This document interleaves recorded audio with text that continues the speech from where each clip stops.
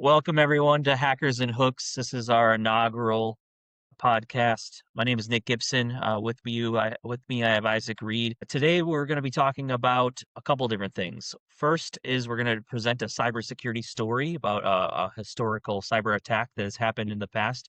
We're going to then relate how that's still relevant to today's world and how we still have to defend it against the exact same type of attacks. And then we're going to talk about a big fish story. This one's going to be about us, about me, and about one of my largest catches of the week. We're gonna, kind of just let you know what we're about and our kind of our past experiences, just so you get a little bit more of learn a little bit more about us. And then we're gonna talk about what we're gonna be discussing this today. So my name is Nick Gipson. I am the CEO of Gipson Cyber. I have been in cybersecurity for about 10 years. I have worked as a digital forensic investigator for the Department of Defense and a number of Fortune 500s. I was the one that people called when cyber attacks needed to be cleaned up. So I have a lot of experience in the realm of digital forensics and incident response and data breaches and the like. And I really like to learn more about all the historical attacks so that I can apply that to what we've learned, what we can learn today. Isaac, do you want to take it over? Sure. My name is Isaac Reed. My background is coming from the DoD and the Air Force, and then some time with the Department of Justice supporting the Enterprise Operations Center for the Federal Bureau of Investigation. After that, I worked for Charles Schwab for a bit, operating their command center, incident response. That's about all I got. So this week we're talking about The Cuckoo's Egg, a book by Cliff Stoll. This is a cyber attack back from all the way in 1986. All right, it's a very cool story. Not something that you're going to hear about on the everyday in cybersecurity, but still relevant. A lot of the facts that we find out in this story are still relevant to today's cybersecurity landscape. And then I'm going to talk about my biggest fish that I've ever caught, a 10-pound monster bass that we caught down here in Florida. And I'll share with you the interesting story of how I got to do that. It's pretty unique. So now we're going to talk about our cyber attack of the week. As I mentioned, this is a book by Cliff Stoll named The Cuckoo's Egg. Cliff Stoll was an astronomer turned sysadmin in the 80s. It was funny. He didn't actually want to become a computer scientist or do anything like that. He was an astronomer. He worked on big telescopes. And because of that, he had to learn how to use computers because the telescopes use computational data and they had to compile a lot of information. And therefore, he learned how to be a sysadmin. This led him down the road to really finding and uncovering this large scale cyber attack. Started by him noticing a 75-cent error, accounting error, and tracing that back. And it really led to the one of the first documented international hacking cases. Isaac, do you have any thoughts on that before we dive in further into the story? Yeah, I mean, the interesting part is that 75-cent accounting error is, I mean, they were paying for computer time because, I mean, back in the 80s, the only people that had computers were the government, some major college campuses. So, I mean, a 75-cent for, what was it, 9 minutes of computer time was unaccounted for. Hmm. And I mean, all that Yes. led to, Cliff Stoll in basically inventing intrusion detection systems on the fly, like for 75-cent Yes, accounting error. it was so interesting because as he was going through all this stuff, and the book was written in 1987. The book was written prior to the word email being a thing. The word email didn't come into being until about 1993 or 94. So in the whole book, every time he mentions email, he says electronic mail. He mentions the whole word. It's really weird to hear it like that. But that's how long ago this was. And yes, he was inventing things that were what we would call open source intelligence gathering, honeypots, honey files, and honey nets. All those things he created to capture this hacker's traffic, and it's was super interesting. So the phishing lures that we like to talk about, or the lures of this attack that happened, were really a lot of weak passwords. So it starts off in the Berkeley, University of Berkeley, UC, I think it's UC Berkeley, campus. And in that campus, they had people that logged into the computers and they had passwords and things like that. But all the passwords were set to like guest, like admin guest and 124 and really, like, no one thought that passwords were really a necessary thing. Password security wasn't really a thing. I mean, even to the fact that they had computers all linked onto networks and they didn't even know how far those networks really ran. So, like, for example, I liked the part of it where he traces back and finds out that he ends up going and finding that he gets to a point where he's at the, what was it, Redstone Armory? Yeah, Redstone Arsenal in Huntsville, Yeah, Alabama. the Redstone, he finds due to the network that they're on, they end up being connected to Redstone Arsenal, which is a military installation that has Milnet and all this other stuff. He works it back through all these sort of government contractors, and, I mean, even to, like, Mandiant. Mandiant was mentioned in this multiple times as one of the leap points that this intruder went through. He was stealing secrets just constantly, and the entire Mania didn't even have security on most of their systems. And I remember it was saying, um, that the attacker had gotten all the way, and they worked it back, and he was in Germany, okay?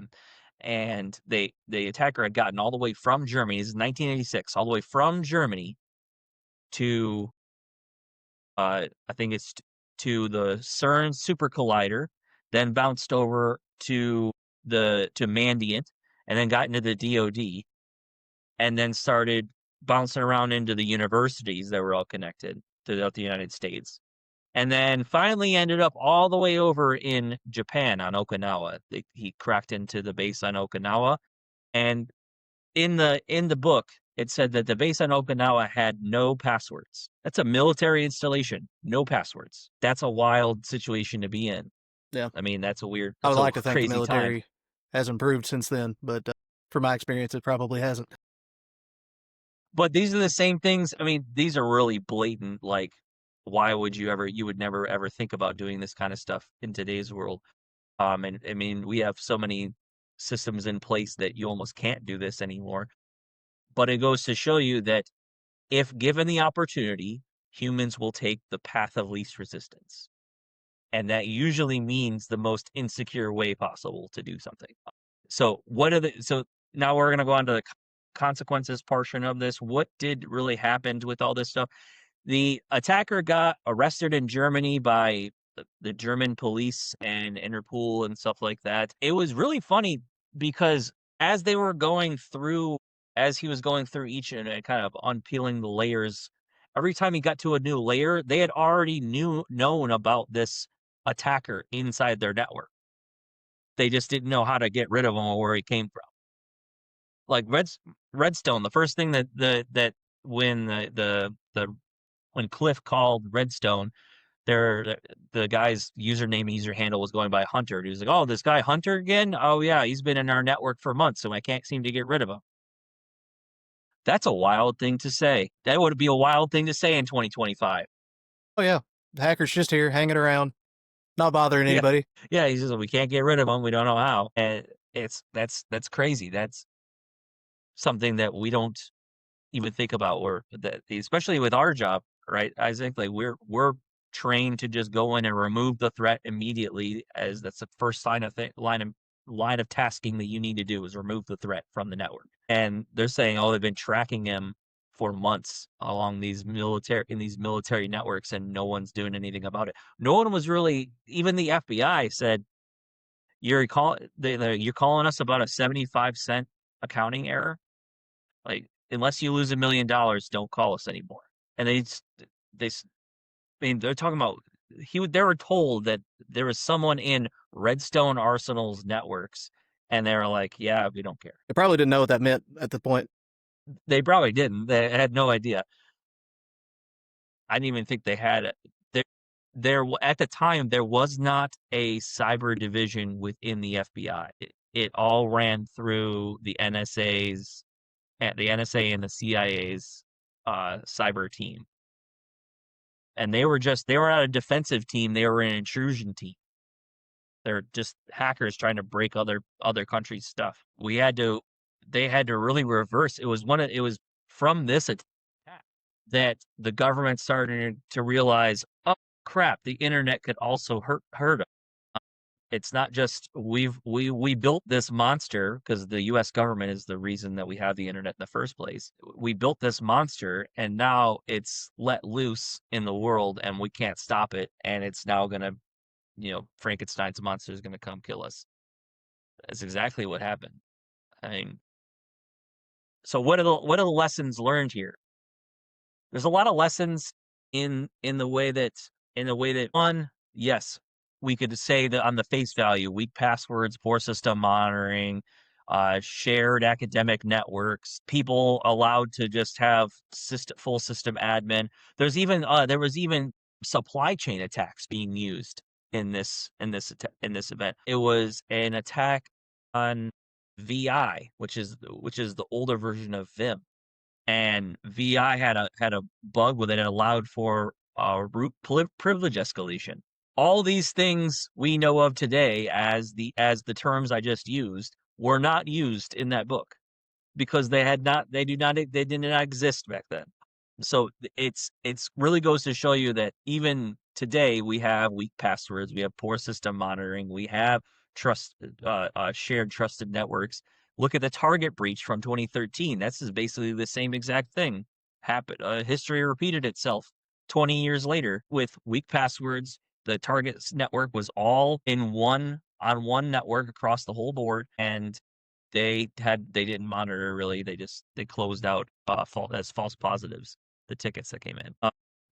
So Isaac, what were your lessons learned that you took from that? So I mean, really, the smallest anomalies matter. I mean, that's kind of the point of this entire thing. 75 cents. Granted, that was worth a little more back in the 1980s, but and that and the logs that we have access to are gold. I mean, that is everything for us because we can. That's the only way we'll ever be able to track anything down. Yeah, that was a huge thing for Cliff. Was there was no logs. No one was even turning the logging on to be able to capture the traffic. Yeah, I mean, the fact that he found out all this on the fly coming from Yes. an astronomer. It's wild that he started thinking about creating a honey network. So what Cliff did, was he needed to catch the attacker in the network long enough by the FBI standards of being able to catch international law people with international law. They had to be on the computer at the time. They had to be physically hacking the computer at the time of the arrest. And this person was in Germany. So they had to coordinate long enough between US, European and German militaries and law enforcements to get this person while they were actually hacking the system. So he created a bunch of fake files that would take him forever to churn through, and it was fake. He just basically what he did was he took real files and doctored them up to make them look like fake secrets, like, nuclear secrets and launch codes and all this other crazy stuff that would take time to process through. That time was what they used to capture him and to trace him all the way back to his. It was actually a computer company, a person running a computer company, and he wanted to create a bug because he was selling secrets to the KGB to make more money to put money into his computer company, Right. which, So correct me if I'm wrong. So this was all in East Germany, right, under the Soviet yep, Union. This really started the whole espionage war. it did. It definitely did, especially because it was going right into, I mean, it's during the Cold War. It's right up into the fall of almost into the fall of the USSR. So you have this is a big deal. When this is found out, this is a big deal. Because 1980, it took him into 1987, so it took almost a year to figure it all out. And there wasn't like, we'll just need to go find a vendor to purchase a solution for this. There were no vendors, there were no solutions. They were coming up with the framework in which we use today. So it's wild. So how do we do differently? What do we do differently today? Well, today we know to log as many things as we can. Now with cloud computing, logging has become really easy. So we can just do cloud-to-cloud backups. There's no more having to download onto hard drives or anything like that. We can keep everything in the cloud, keep it mobile, keep it secure, but keep it accessible whenever we need it. Things like a SIM, or a security information event management system. We we do, a log retention policies, usually a year or more, depending on the industry. And then we have things such as better password enforcements. We have backups. We have, well, back then it was tape drive backups. Now we have cloud backups. And then we also have more advanced monitoring solutions for intrusion detection. There wasn't anything like that. There wasn't even antivirus. Cliff wrote one of the first antiviruses, in fact. So it was, what are your thoughts on what we do differently today? I mean, once we figured out that really humans are the weakest link in this whole security chain, I mean that Hmm. changed everything. Like you said, password management, one of the biggest deals. If your password's 1 2 3 4 5 6, someone's going to figure it out. Especially when it comes to government systems. I mean, Yeah, in fact, the attacker used a dictionary attack on, I believe it was on Redstone. Back in 1986, they had a list of well-known passwords. That's how you know that, like, using bad passwords is just so, it's just so old. I'm done trying to say it. And everyone gets hammered in October about changing their password and keeping their password strong, but it still keeps happening. There's still a list of 1 million passwords sitting on GitHub right now that I can go and download and use whenever I want. And this is also the case of human curiosity as well, and that's still never gonna go away. There's still always gonna be someone out there that's gonna try and break it, gonna try and do something that it shouldn't, gonna try and cheat the system or scam it in some way, even if unintentional. So, always gonna have that. Alright, so we're gonna switch over to our catch of the week. This week, we're gonna talk about the 10-pound bass that I landed here in Central Florida. Let me pull up the picture, and this is actually a very interesting story. Much like Cliff, I did not expect to come across this bass. Uh, and where I was gathering some intelligence, I like to say, from Bass Pro Shop. I asked the guy behind the counter, "Where's some good places to go and get some bass around here?" And he said, "You know what? There is a retention pond in an industrial park just outside of Orlando that you can go to, and I hear that it's got some really big lunkers in there." So I go, "Okay." I take my son, and we go up, and we it's like probably, I think I remember it was like a Tuesday afternoon, evening time, and I start throwing out a popper, and just as popping along this top of the water, and boom, this huge gulp just comes and grabs it and takes it down.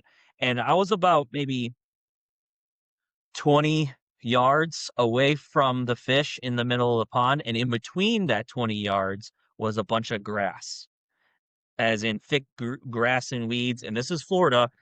I'm pretty sure that there was a gator in that pond at some point in time, or at least right now. So I'm fighting this bass. I'm bringing it in, and I get it to the grass, and it's so heavy that I can't pull it up over the grass without risking snapping the line or losing it in some way. So me in flip flops have to go into this muddy water, probably full of alligators. I'm pretty sure, and get this fish and drag it out, and I finally get it, and I get this picture, and then I gotta go walk it back through the mud and muck, to put it back into the water and keep it safe. Um, and it really it showed me, it told me this lessons I learned was just lessons I learn every day in cybersecurity, is that you need to be ready for anything. I needed to be ready for a fish, a 10-pound bass, to be on my line in the middle of this retention pond that I had to, so I should have probably worn some boots or something like that, you know what I mean? Like, not flip-flops, and, but maybe be a little more careful, and and maybe not have my son with me to have to worry about him getting eaten by an alligator too. So all these things come into play when we're talking about cybersecurity and phishing. And, that's just really my personal best fish so far. So some security takeaways and some tips. Remember, always pay attention to anomalies. Like, Like Isaac said, just a 75 cent 9-minute charge of time. The or Found unraveled the entire kill chain of this, one of the largest attacks in the early days of the internet. This is pre-internet, actually. The internet came out in 1987, I believe. So we're talking like just before the actual internet was out, and they were already dealing with cyber attacks. So this is nothing that we're seeing today is anything new. It might just have a new fancy wrapper on it, but it's nothing new. So always, if you are out there and you are in charge of someone's network, if you're an IT person in charge of someone's network, make sure you turn the logging on. Log everything as much as you can, as much as it's practically allowed for you to log, and for as long as you can possibly log all things: emails, user activity, uploads and downloads, network intrusions, network ingressions, like data loss, anything that happens on the network, you should be monitoring and logging for an extended period of time. Because if I come to your network and I'm going to start doing an investigation and you don't have logs, I can't help you. Plain and simple. So always move me to turn those logs on. And then fishing tip of the week: never overlook like small drainage ditches and retention ponds or the ugly water. It's never Fish don't always just live in the really pristine, nice spots, just like hackers don't always live out in the open and kick down the door of the firewall. They're sneaky, and they like to, both fish and hackers like to hide in spots where you can't find them. So always look that. Any tips and tricks you wanna give away, Isaac? Nick, I haven't been fishing in probably 5 to 6 years. I'm in Texas. There's no water here. No fish. Well, we're gonna have to change that. So I guess it's gonna be a Gipson cyber fishing trip coming up soon. I think that is a great idea. Yeah. Sorry. All right. So thank you, everyone. This has been a really great first episode. Listen to us weekly. We're going to go live on Mondays, and then we're going to post snippets throughout the week, hashtag hackers and hooks. And we're going to put that out there. So if you have any good catches or any fish stories or cyber stories that you want to tell, please tag hackers and hooks, and we will display it on one of our podcasts coming up. So thanks, everyone. From myself and Isaac, we wish you the best and stay safe out there.